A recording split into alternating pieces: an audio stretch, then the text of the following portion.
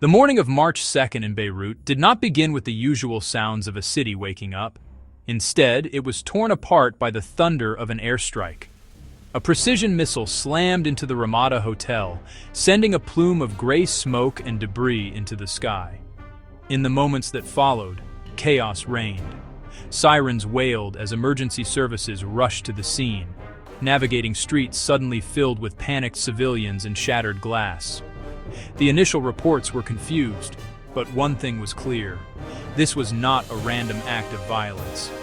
This was a targeted attack, a deliberate and lethal message sent from one adversary to another.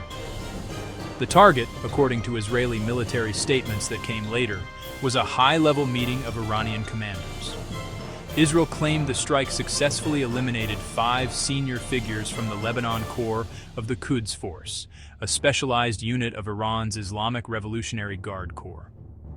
For the people of Beirut, it was a terrifying intrusion of a foreign conflict into their daily lives, a stark reminder of the city's vulnerability in a region on edge. The conflict between Israel and Iran is a long and complex saga. A Cold War that has, for decades, been waged through proxies, sabotage, assassinations. It is a struggle for regional dominance rooted in ideological opposition and mutual existential threats. Iran, since its 1979 Islamic Revolution, has vowed to erase Israel from the map, building a network of allied militias across the Middle East known as the Axis of Resistance. Israel, in turn, views Iran's nuclear ambitions and its regional proxies, particularly Hezbollah in Lebanon, as the single greatest threat to its security. This has led to a relentless, low-intensity war, fought in Syria, in Iraq, at sea, and in cyberspace. This long-simmering hostility has now boiled over into direct and overt military clashes. The timeline of recent events shows a dramatic and rapid acceleration. Strikes in Lebanon represent a shift from hitting weapons convoys in Syria to eliminating high-value Iranian leadership directly, a dangerous willingness to risk open warfare. To understand the current conflict, one must understand the Quds Force. It is the elite external operations wing of Iran's Islamic Revolutionary Guard Corps, a hybrid organization blending the capabilities of an intelligence agency with the skills of a special forces unit. Its operatives are experts in unconventional warfare, training, funding, and arming proxies throughout the region. Hezbollah in Lebanon, militias in Iraq, Syria, and Yemen. The Quds Force is the primary instrument of Iran's foreign policy and its main tool for challenging Israeli and American influence. Its commanders are soldiers, strategists, diplomats, managing complex ties with state and non-state actors. The recent strikes, particularly on the Ramada Hotel, were aimed at the heart of this organization, killing 5 senior commanders of the Lebanon Corps in a single operation. Such losses disrupt command chains, sever relationships, and create a vacuum of expertise, a decapitation strategy. It may hand Israel a short-term edge, but it also pressures Tehran to retaliate, fueling a cycle that pushes both sides toward wider war. Attacks on its leadership are seen as profound national insults that demand a response. Away from strategic calculations, a devastating humanitarian crisis is unfolding in Lebanon.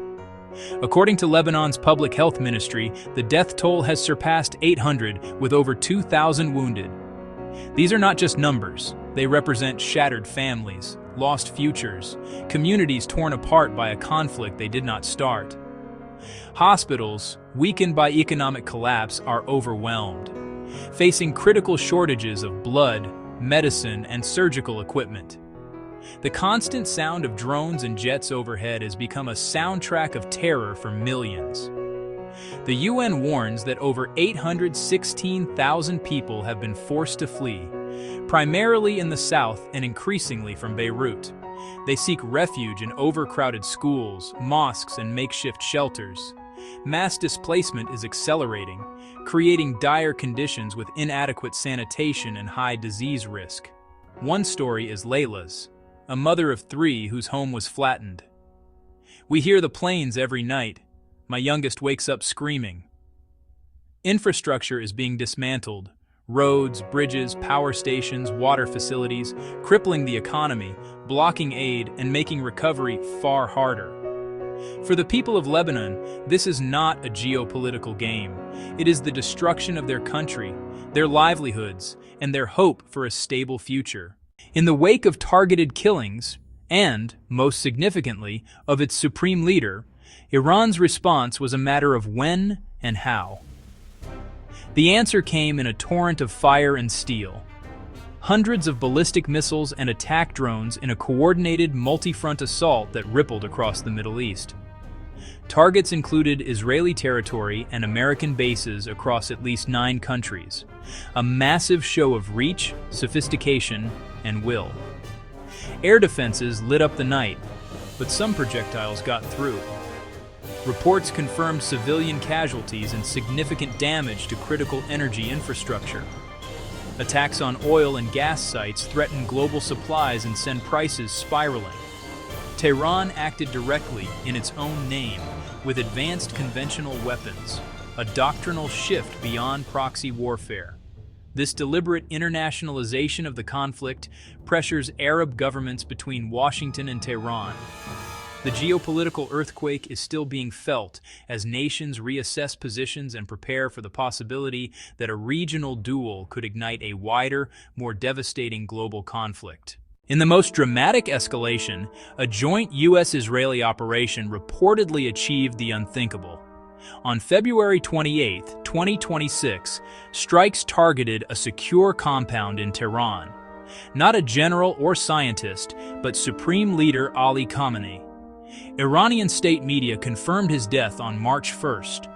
Reports said close family members were also killed, a deeply personal blow that fueled fury within the regime. The assassination of a head of state shatters established norms of international conflict. A 40-day mourning period was declared. On March 8th, his son Mojtaba Khamenei was appointed supreme leader. The succession, fraught with questions of legitimacy, sparked internal power struggles and criticism. Israel's prime minister issued veiled threats, suggesting Iran's leaders are not safe and claiming Iran no longer threatens as it did before. A high-stakes gamble: remove the head and the structure may collapse, or harden. Such an act can rally a nation around the flag and drive a demand for vengeance. The new leadership's internal fragility could spur more aggressive external action, creating a more unpredictable, dangerous adversary. As of today, March 15, 2026. The Middle East stands at a perilous crossroads, teetering on the brink of a catastrophic regional war. Targeted assassinations in Beirut, the killing of Iran's supreme leader, and Tehran's massive retaliation have created an incredibly fluid, dangerous situation. There are 3 potential paths forward.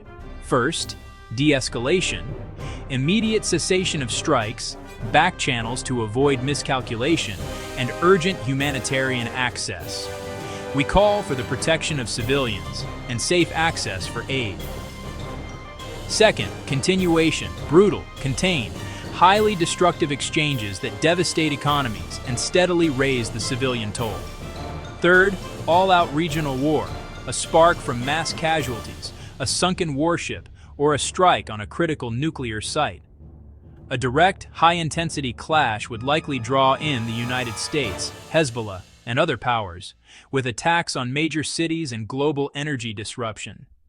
This is the scenario that keeps strategists awake, the path to a potential World War III. Right now, the direction of travel remains terrifyingly unclear.